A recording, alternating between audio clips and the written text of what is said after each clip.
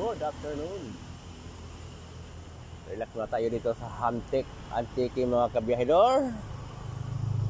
Grabe yung bunga oh. Grabe no.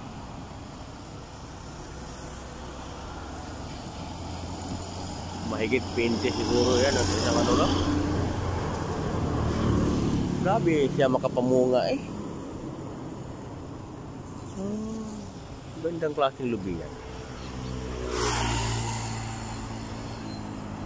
So ito ang Hamtik mga kabiyahedor, bayan ng Hamtik.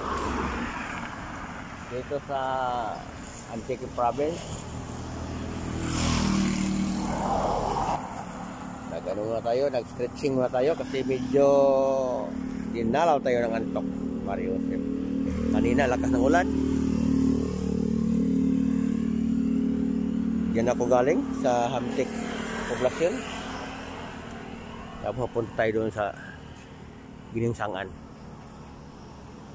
Wow, yan bunga, grabe.